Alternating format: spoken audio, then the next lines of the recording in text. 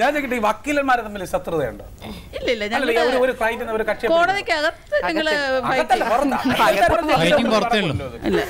ഇപ്പൊ വലിയ ഓഫീസർമാർ തമ്മിൽ ഒരു ശത്രുതയ്ക്കേണ്ട ആവശ്യമില്ല. അതുപോലെയല്ല വക്കീലന്മാർ ഒരേ പ്രൊഫഷൻ എന്ന് വെച്ച് കഴിഞ്ഞാൽ ഒരു ഇരയെ പിടിക്കാൻ വേണ്ടിയിട്ട് രണ്ട് അങ്ങനെയില്ല. ഞങ്ങൾ അങ്ങനെ ഓടേണ്ട ഗതികേടൊന്നും ഞങ്ങൾ അവർ വന്നോളും. കേരളത്തിൽ കുറ്റകൃത്യങ്ങളെ പ്രോത്സാഹിപ്പിച്ചുകൊണ്ടിരിക്കുന്ന ഒരു വിഭാഗമാണോ വക്കീലന്മാർ? അതാണ് മോഹനകൃഷ്ണൻ പറയുന്നത്. കേരളത്തിലെ ജനങ്ങളെല്ലാം നല്ല മനുഷ്യരായി. അങ്ങനെയാണെങ്കിൽ ഇറച്ചി വിട്ടുകാരൊന്നും പാടില്ല. ലോകത്ത് ഇവിടെ ഇറച്ചി വിട്ടുകാരും പാടില്ല നമുക്ക് പറയേണ്ടി വരും. ഇറച്ചി വിട്ടുകാരും പാടില്ല പറയേണ്ടി വരും. അല്ല, ഞങ്ങൾ കുറ്റകൃത്യങ്ങളെ പ്രോത്സാഹിപ്പിക്കുകയല്ല, അത് മനസ്സിലാക്കണം. ഞങ്ങള് കുറ്റകൃത്യങ്ങൾ അവർ ചെയ്തിട്ടുണ്ടോ ഇല്ലെന്ന് ഞങ്ങൾ കോടതിയെ ബോധ്യപ്പെടുത്തി അനലൈസ് ചെയ്യുന്ന വർഗമാണ്. വേറെ കാര്യമുള്ളത്, പണ്ട് അടിസ്ഥാനപരമായിട്ട് ഇവിടെ കൂട്ടുകുടുംബ വ്യവസ്ഥയായിരുന്നു. അപ്പൊ വീട്ടിൽ നിന്ന് ഒരു പെൺകുട്ടിയെ കല്യാണം കഴിച്ച് വേറെ വീട്ടിലോട്ട് അയക്കുമ്പോൾ അതിന്റെ അച്ഛനമ്മമാർ തന്നെ പറയും, മോളെ നിന്റെ വീട് ഇതല്ല, ഇനി അടുത്ത് നിന്റെ വീടെന്ന് പറഞ്ഞത് അപ്പുറത്താണ്, നിന്റെ അച്ഛൻ എന്ന് പറയുന്നത് നിന്റെ ഭർത്താവിന്റെ അച്ഛനാണ്, നിന്റെ അമ്മ എന്ന് പറഞ്ഞാൽ നിന്റെ ഭർത്താവിന്റെ അമ്മയാണ്. ഇപ്പോഴത്തെ സാഹചര്യം അതല്ല, അണുകുടുംബമാണ്. അച്ഛനും അമ്മയ്ക്കും കൂടെ ഒരു മോളായിരിക്കും. കെട്ടിച്ചു വിടുമ്പോഴേ പറയും, ഞാൻ നിനക്ക് ഇത്ര പവൻ ഇത്രയും തന്നാണ് പറഞ്ഞു വിടുന്നത്. അവനോ അവന്റെ അമ്മയോ വല്ല മുടയും കാണിക്കണമെങ്കിൽ നീ വേറെ ഒന്നും വേണ്ട, ഒരു ഫോൺ വിളിച്ചാൽ അത് ഞാൻ ആട്ടോയും വിളിച്ച് വരാം. വക്കീലിനെ വരെ ഏർപ്പാടാക്കിയിട്ടാണ് ഇവിടെ കല്യാണം ചെയ്യുന്നത്. ഈ ചിങ്ങ മാസത്തിൽ കല്യാണം വിളിച്ച വക്കീലന്മാർ എല്ലാ കല്യാണത്തിനും പോകും കൃത്യമായിട്ട്. കാരണം എവിടെ കൂടെങ്കിലും ഒരു ഗ്യാസ് ഒത്തു എനിക്ക് തന്നെ തരണേ. ഇത് ഞാൻ പറഞ്ഞല്ല, ഒരു പ്രഗത്ഭനായ അവകാശം പറഞ്ഞ. പക്ഷെ അത് മാത്രമൊന്നുമില്ല, ഇതിപ്പോ സ്ത്രീകള് പഴയതുപോലെ ഹസ്ബൻഡ് ദൈവമാണെന്നും ഹസ്ബൻഡ് ഇങ്ങനെ വിധിക്കുന്നത് നമ്മൾ സഹിച്ചോളണം എന്നുള്ള ധാരണ മാറി. അത് മനസ്സിലാക്കണം. മാഡം എന്റെ മുഖത്ത് നോക്കിയാണല്ലോ പറഞ്ഞത്. ഞാൻ അഭിനയിക്കുന്നേ മാഡം. എനിക്ക് സ്ത്രീകളെ വളരെ ബഹുമാനം. അല്ല, ഞാൻ മോഹനകൃഷ്ണന്റെ മുഖത്താണ് നോക്കിയത്.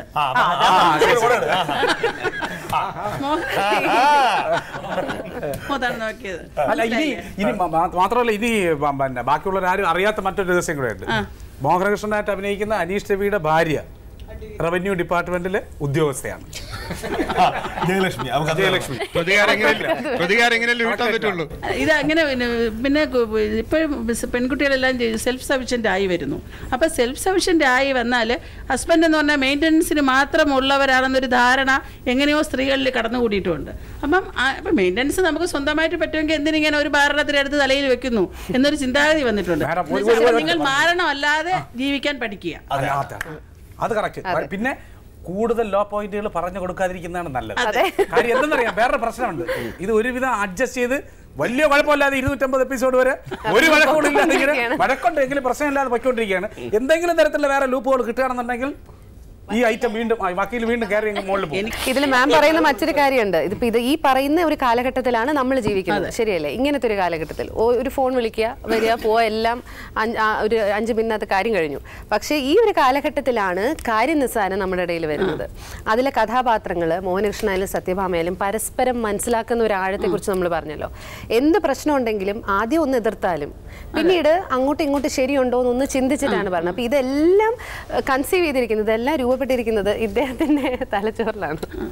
അപ്പോൾ ഇദ്ദേഹത്തിനോട് ചോദിക്കാനുള്ളത് അത് തന്നെയാണ്. അപ്പോൾ ഇത്തരം കഥാപാത്രങ്ങൾ ഈ ഒരു കാലഘട്ടത്തിൽ ഇങ്ങനെയുള്ള കഥാപാത്രങ്ങൾ കൺസീവ് ചെയ്യാൻ അത് വളരെ സ്വാഭാവികമായിട്ട് സംഭവിച്ച ഒന്നാണ്. അല്ല, ഞാനും എൻ്റെ ഭാര്യ അങ്ങനെയാണ്. എന്നുവെച്ചാൽ സത്യഭാമനെ പോലെ എന്നെ പേടിപ്പിക്കാനൊന്നും വരില്ല. പക്ഷെ പേടിപ്പിക്കാൻ വന്നാൽ നിന്ന് കൊടുക്കാൻ ഞാൻ തയ്യാറാണ്. പേടിപ്പിക്കുന്ന പ്രതീക്ഷ നോക്കിയിട്ടുണ്ട്, പക്ഷെ പേടിപ്പിക്കാനൊന്നും വരില്ല. എന്നാലും ഞാൻ എൻ്റെ വീട്ടിൽ ഞങ്ങളുടെ തൊഴിൽപരമായ കാര്യങ്ങൾ, പുള്ളിക്കാരത്തേക്ക് ജോലിയുണ്ട്, പരസ്പരം ഇടപെടാറില്ല. ഞങ്ങൾ രണ്ടുപേരും ഒന്നായിട്ടിരിക്കുന്ന വീടെന്നുള്ള പ്ലാറ്റ്ഫോമിൽ മാത്രമാണ് ഞങ്ങൾ തമ്മിലുള്ള കാര്യങ്ങളുള്ളൂ. ബാക്കി എല്ലാവരും അവരുടെ പേഴ്സണൽ കാര്യങ്ങളാണ്.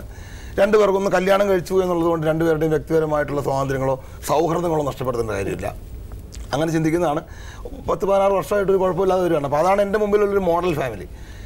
അപ്പോൾ അവിടെ ഒരു പെണ്ണെങ്ങനെ, എനിക്ക് എന്നെ സംബന്ധിച്ചുള്ള ഒരു കാര്യത്തോട് പറയാനുള്ളത്, സ്ത്രീകൾ കുറച്ചുകൂടി മുഖ്യധാരയിലേക്ക് വരികയും സ്വാതന്ത്ര്യം എടുക്കുകയും ചങ്കൂറ്റം കാണിക്കുകയും ചെയ്യാതെ ഒരു സൊസൈറ്റി രക്ഷപ്പെട്ട ചരിത്രമില്ല. അപ്പോൾ അതിന് ഒരു ശ്രമം എൻ്റെ ഭാഗത്തുനിന്ന് എനിക്ക് ചെയ്യാൻ പറ്റുന്നൊരു ശ്രമം എന്നുള്ള രീതിയിലാണ് ആ ക്യാരക്ടർ. പിന്നെ അനു പേഴ്സണലി അത് തന്നെയാണ്. അപ്പൊ ആദ്യം അവള് പറഞ്ഞതിനപ്പുറത്തൊക്കെ തന്നെ കല്യാണം കഴിച്ചാൽ അത് അവന്റെ വിധി എന്ന് കൂട്ടിയാൽ മതി. അതൊരു ഇതെല്ലാവർക്കും. പിന്നെ അനുഷിന്റെ കാര്യം പറയാം. അനുഷ് ഈ ഒരു നടൻ എന്നുള്ള നിലയിൽ രക്ഷപ്പെട്ടാണ്. കാരണം അനുഷ് വീട്ടിൽ പൂച്ചയാണ് ഭാര്യയുടെ അടുത്ത്. പക്ഷെ ഇവിടെ ഇപ്പൊ ഒരു നടൻ എന്നുള്ള ഒരു കഴിവ് ഉപയോഗിച്ചിട്ടാണ് ഈ ഭാര്യയുടെ ധാർഷ്ട്യമൊക്കെ കാണിക്കുന്നത്. കാരണം ഇതിൽ ചെറിയ ചെറിയ കാര്യങ്ങൾ, ഇപ്പൊ മോഹനകൃഷ്ണൻ മൊബൈൽ യൂസ് ചെയ്യാൻ താല്പര്യമില്ലാത്ത ആളാണ്. വണ്ടി ഓടിക്കുക, അങ്ങനെ ഒരുപാട് കാര്യങ്ങൾ ഇദ്ദേഹത്തിന് നിർബന്ധമുണ്ട്. ചില കാര്യങ്ങൾ അത് ആവശ്യമില്ല, നമ്മുടെ ജീവിതത്തിൽ ദൈനംദിന ജീവിതത്തിൽ ഇതൊന്നും ആവശ്യമില്ല എന്ന് പറയുന്നത്. അപ്പോൾ അതും എൻ്റെ വ്യക്തിപരമായ ജീവിതത്തിൽ ഇതൊന്നും നടത്താൻ പറ്റിയിട്ടില്ല. നടത്തണമെന്ന് ആഗ്രഹമുണ്ട്, പക്ഷേ നടത്താൻ പറ്റിയിട്ടില്ല. അത് വളരെ കുറ്റസമ്മതത്തോടെ പറയേണ്ടി വരും. മൊബൈൽ ഉണ്ടാക്കുന്ന അപകടങ്ങളെ പറ്റി അറിയാം, എയർ കണ്ടീഷണർ ഉണ്ടാക്കുന്ന അപകടത്തെ പറ്റി അറിയാം, വാഹനങ്ങൾ ഉണ്ടാക്കുന്ന പൊല്യൂഷനെ പറ്റി അറിയാം. പക്ഷേ ഇതൊന്നും എൻ്റെ വ്യക്തിപരമായ ജീവിതത്തിൽ എനിക്ക് നിയന്ത്രിക്കാൻ പറ്റിയിട്ടില്ല. പക്ഷേ ഇങ്ങനെ ഒരു കാര്യമുണ്ടെന്ന് ആളുകളോട് പറഞ്ഞാൽ, പിന്നെ ഇന്നലെ ഒരാൾ പറഞ്ഞതുപോലെ നമ്മളൊരു വളരെ ഗൗരവമുള്ളൊരു കാര്യം ആ ഗൗരവത്തിൽ പറഞ്ഞാൽ ചിലപ്പോൾ ആളുകൾക്ക് മനസ്സിലായെന്ന് വരില്ല. ഒന്ന് കളിയാക്കി തമാശയാക്കി പറഞ്ഞു കൊടുത്താൽ കുറച്ചുകൂടെ പെട്ടെന്ന് അത് കിട്ടാൻ എളുപ്പമുണ്ടാകുന്ന ഒരു കാര്യമുണ്ടല്ലോ എന്ന് തോന്നാൻ സാധ്യതയുണ്ട്. അതെ, ഇത് കഴിഞ്ഞാലും ഈ എപ്പിസോഡ് കഴിഞ്ഞാലും പിന്നെ നമ്മളിരുന്ന് ചിന്തിച്ച് ചിരിക്കുമ്പോഴും ചില കാര്യങ്ങൾ നമുക്ക് മനസ്സിൽ ടച്ച് ചെയ്യും.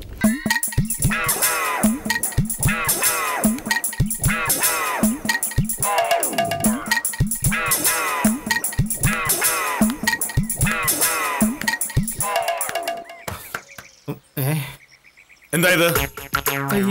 എന്ത് വഴിയരികിൽ നിന്നാണോ മൂത്രമൊഴിക്കുന്നത്? വഴിയരികിൽ വെച്ച് മൂത്രം ഒഴിക്കണം തോന്നിയ പിന്നെ എന്ത് ചെയ്യും?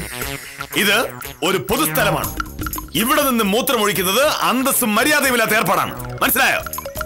സാറെന്തിനാ പേടിപ്പിക്കുന്നത്? ഈ റോഡ് സാറിന്റെ കുടുംബസ്വത്തൊന്നും അല്ലല്ലോ. നിന്റെ കുടുംബസ്വത്തോ? തെറ്റ് പറ്റുന്നത് മനുഷ്യ സഹജമാണ്. ഒരാൾക്ക് ഒരു തെറ്റ് പറ്റുമ്പോൾ അത് ചൂണ്ടിക്കാണിക്കാം. അത് അയാൾക്ക് മനസ്സിലാവുന്ന തരത്തിലും അംഗീകരിക്കാവുന്ന രീതിയിലുമായിരിക്കും. ഇത് നമുക്ക് നമ്മുടെ ലൈഫിൽ ചെയ്യാവുന്ന കാര്യമാണ്. ഇദ്ദേഹം ഇപ്പം പരിസ്ഥിതിയുടെ കാര്യം പറഞ്ഞതുപോലെയാണ്. പല കാര്യങ്ങളും നമ്മൾ കണ്ടിട്ടും കാണാതെ പോകുന്ന എല്ലാവരും, എനിക്ക് തോന്നുന്നു നമ്മളെല്ലാവരും ചെയ്യുന്നൊരു കാര്യമാണ്. കണ്ടിട്ട് കാണാതെ പോകുന്ന ഒരുപാട് കാര്യങ്ങളിൽ മോനേഷൻ ഇടപെടുകയും പിന്നീട് അത് പുലിവാലായാൽ പോലും വീണ്ടും വീണ്ടും അത്തരം കാര്യങ്ങളിലേക്ക് ഇറങ്ങിച്ചെല്ലാൻ താല്പര്യം കാണിക്കുന്ന ഒരു കഥാപാത്രം. അപ്പം സാറിൻ്റെ അടുത്തും കൂടെ ഞാൻ ചോദിച്ചോട്ടെ, താല്പര്യമുള്ള അല്ലെങ്കിൽ ഇത്തരം കണ്ടിട്ടുള്ള എപ്പിസോഡുകളിൽ ഒരുപാട് ചിരിപ്പിച്ചിട്ടുള്ള എന്നാൽ ചിന്തിപ്പിച്ചിട്ടുള്ള അങ്ങനെ എന്തെങ്കിലും സീക്വൻസുകൾ വ്യക്തിപരമായി? അടുത്ത ദിവസം കണ്ടത് ഈ പറഞ്ഞ പോലെ ഈ പ്രകൃതി സ്നേഹിയാണെന്നും പരിസര മലിനീകരണം ഒഴിവാക്കണമെന്ന് പറഞ്ഞിട്ട് ഒരു നിന്ന് പുറത്ത് മൂത്രമൊഴിക്കുന്നു. അത് ചോദിക്കാൻ ചെല്ലുന്നു. ഈ പറന്നു പോണവനെ ഏണി വെച്ച് പിടിക്കുന്ന ഈ വില്ലേജ് ഓഫീസർ, ഇത് ഏത് വില്ലേജ് ഓഫീസർ, അവൻ പിന്നെ പബ്ലിക്കായിട്ടൊന്ന് കാര്യം സാധിച്ചിട്ടങ്ങ് പോട്ടെ, നമ്മളിന്ന് ചിന്തിക്കാൻ വന്ന അങ്ങനെയെങ്കിൽ ഏതെല്ലാം കാര്യങ്ങൾ നമ്മൾ കയറി അറ്റൻഡ് ചെയ്യാൻ പോകണം. അത് കറക്റ്റാണ്. ഇവിടെ മൂത്രം ഒഴിക്കരുതെന്ന് എവിടെ എഴുതി വെച്ചാലാണ് അപ്പോഴാണ് അവർ മൂത്രശങ്കര ഒരു ഓർമ്മ വരുന്നത്. അയ്യോ, ഇതാണല്ലോ മൂത്രം ഒഴിക്കാനുള്ള സ്ഥലം. അത് മലയാളിക്ക്